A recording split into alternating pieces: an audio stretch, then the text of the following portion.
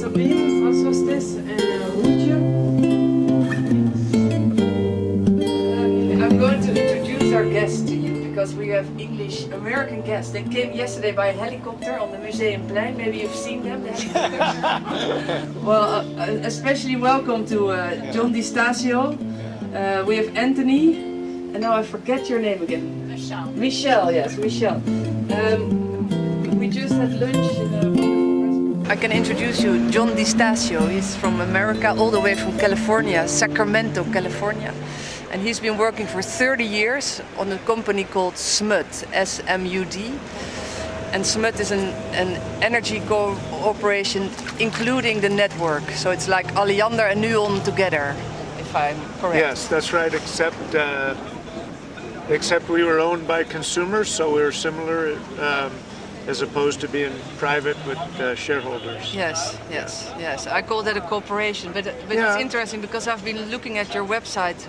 Are you a corporation or you're owned by customers, but how does it work? So we're a municipal system, but we're not connected to the municipality. So we're an independent municipal system. So the citizens formed the organization, they established the governance, and they got the authority to issue bonds to finance infrastructure and to finance projects. And then the obligations to pay back those bonds are the responsibility of the consumers that they serve. So, And you are the director? I'm the director, yes. And can they throw you out on every meeting they have? Members meeting? Fortunately, they can, but fortunately, there's 7 members of the board of directors. They are elected by the consumers, and these elected board members, they serve for 4-year terms, and they can throw me out if the consumers put enough pressure on them. Yes. But fortunately, they don't choose to do that. They've never done that because They've not done it, yeah. It's since 1946 you exist, or maybe earlier? 1946, we actually, Sacramento had the opportunity to form this type of a cooperative arrangement in 1923, but they had to buy the net from the local investor-owned utility, Pacific Gas and Electric.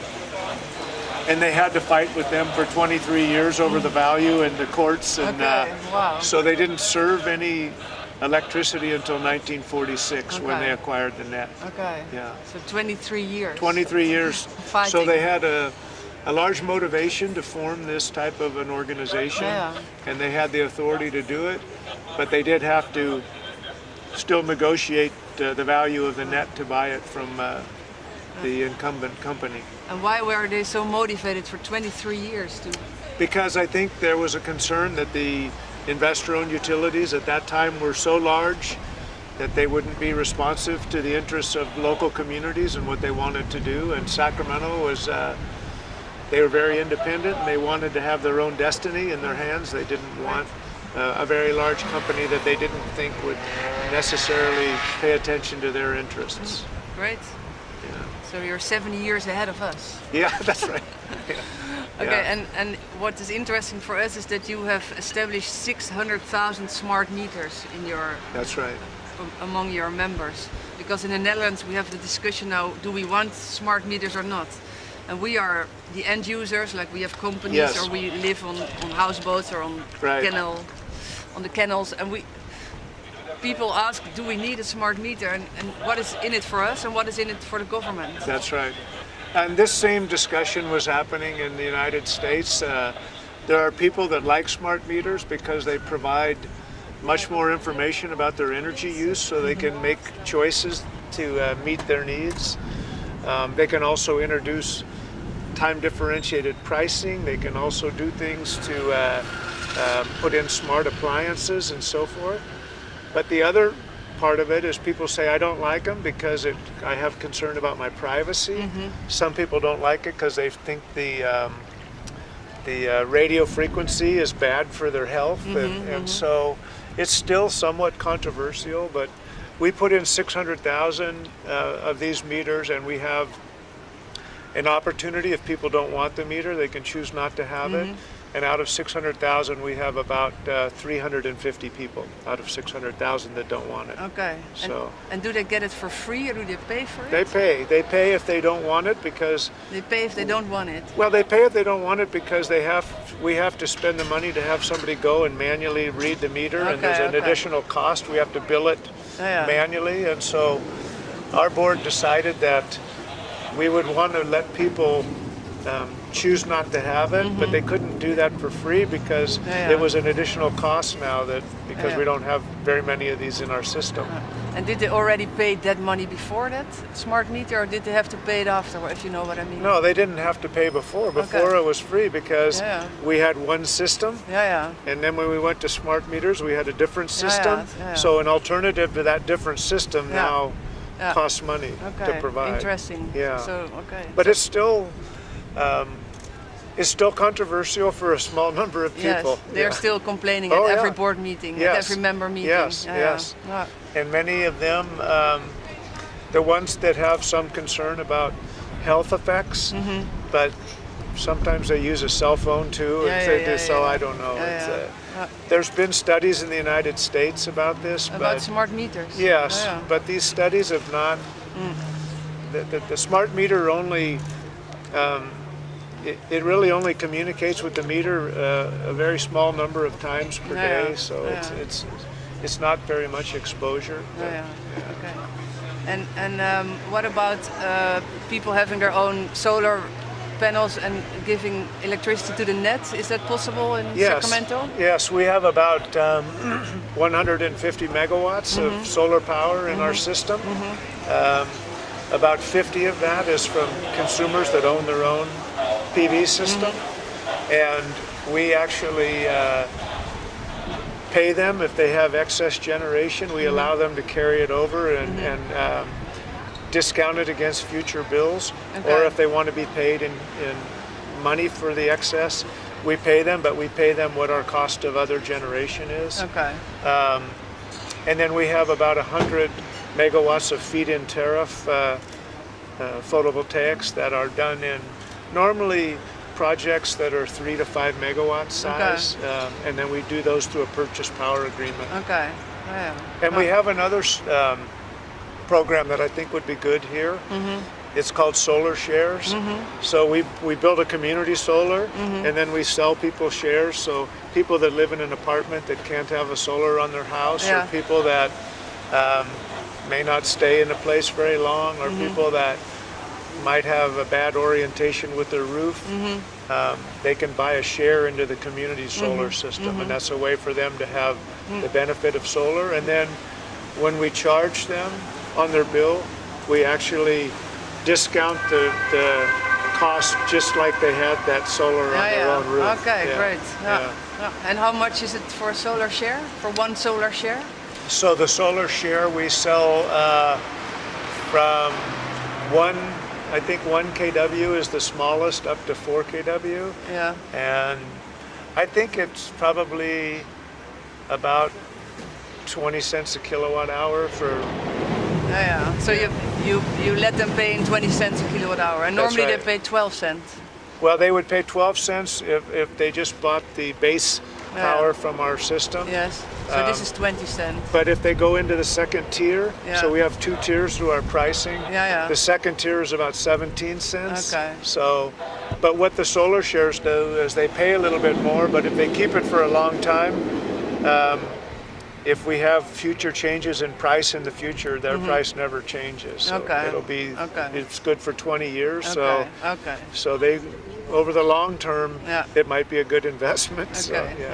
But still people do it now, even if it's more expensive. We have many people that do it just because they like the idea and they want to contribute to.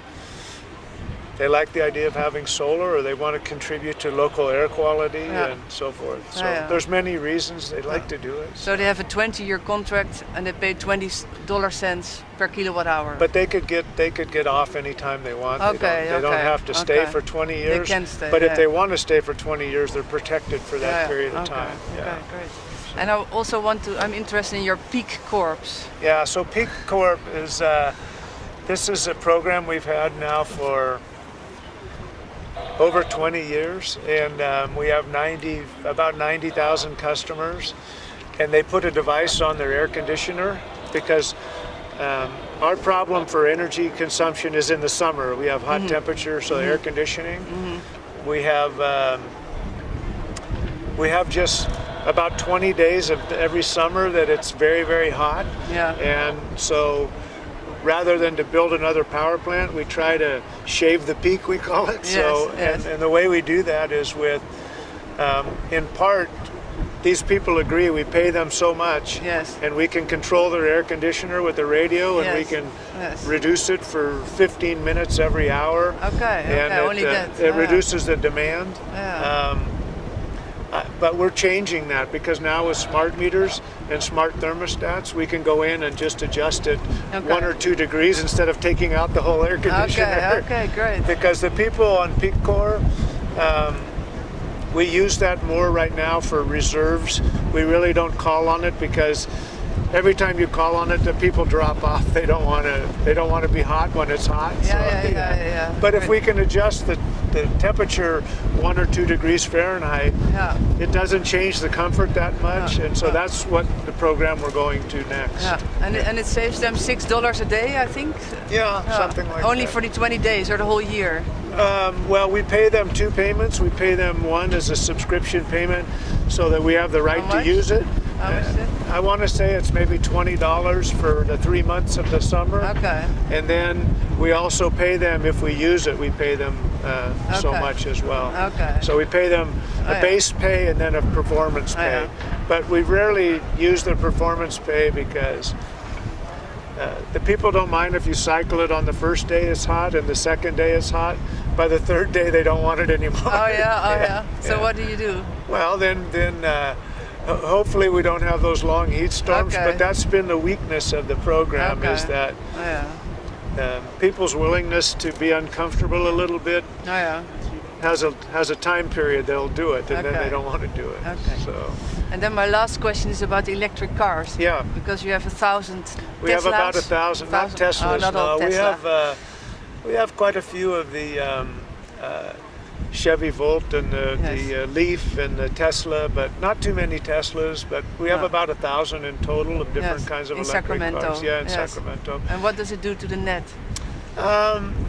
So far, we established a cooperative relationship with both the car dealers and the local Department of Motor Vehicles, so that every time there's a new vehicle that comes in, we send the owners a welcome kit, and we establish a relationship with them, and so. That's great. So we understand where these cars exist and what their preference for charging is, and we give them a discount if they charge off-peak Okay, good. on our rates. And so we're trying to encourage electric transportation because it's probably, that's the biggest contributor to carbon in California is transportation. So, great. so we're very supportive of that, and we're also working now with businesses so that they can have charging for their workplace, and we're looking to establish a program where we just go and set that up for the company, and then their people can charge. And about the electric cars, is it already possible to use the cars for the peak shaving? So No. you use the battery of the cars? No, because in the United States there's still much controversy about the warranty on the batteries. The automakers say no, if you use it to support the grid, then you void your warranty. So there's still policy issues to overcome. So right now they're just used for transportation. Whoa. They're just used for transportation, but I think that's the next step. Will be looking at how we can put them together for capacity and to help for demand response. So Interesting. Yeah. So and the last question is about we are an energy corporation. We started half a year ago. We have now 100,000 euros to spend. Yes. But we want to have the whole metropole region of Amsterdam on clean energy within 15 years. That's right. What would you suggest us to do the next 6 months? Well, I think that the thing is that we still have one benefit that you don't, in that we still have monopoly utility status, just like the net. So even though we're owned by the consumers, all consumers are required to deal with us. So you have to get volunteers to support your efforts. So, you know, one of the things that we've done that's very successful, I'd be interested to see if it would work here, is if you could take part of the money you have and create a rotating fund to actually provide lending for people that want to either invest in renewables like a solar share or provide even loans to do energy efficiency to reduce their consumption. So you could operate more like an energy services company, they call them in the United States. Yeah, the ESCOs, So because you want to take your €100,000 and make it look much bigger, so you need to figure out how to create but this leverage. is only the start. We got it within 6 months, so we get another 200, 300,000 easily. That's right. But we have, but where would we go? But so you say. So I'm saying if you could invest in energy efficiency measures, or you could invest in renewable energy that you got a return on, and you could pay back that fund and keep it revolving. We have right now an energy efficiency and renewable fund is $70 million, and we charge about 7% interest. And it makes enough money to pay the administrative cost and pay back the loan. And then it creates a rotating fund that as people pay it off, there's more money there for the next person. Well, the government has a fund here which has around 60 million in it, so it's already there. And it's also between 2% and 7%. You probably can't compete with that. Then, well, but we don't need to, because they're a partner. We have the same vision. Right. On the other hand, there's people coming to us and they say, we have 50 houses and can you lend us money and we pay it back? Can you do a community renewables project that you could sell shares in? That might be a good opportunity. Sell shares? Something like the solar shares, where people could get. We do that. That's what we do. So that's what you're doing now. So maybe looking for other opportunities to expand that. Because that's what we put now. We put that money. We put it in solar panels, but we also want to do it in isolation. That's right. Heating. Clean heating. So that's the difficult part of our puzzle. How can we get the money from individual houses back to our account? Because it's a lot of administration. That's right. You do that. Well, we do it all, so that's the difference. Yeah, you already have administration with them. This is John di Stasio. He's from America. He has his own energy corporation with 600,000 members. And all kind of programs to get people on clean energy, and 600,000 smart meters.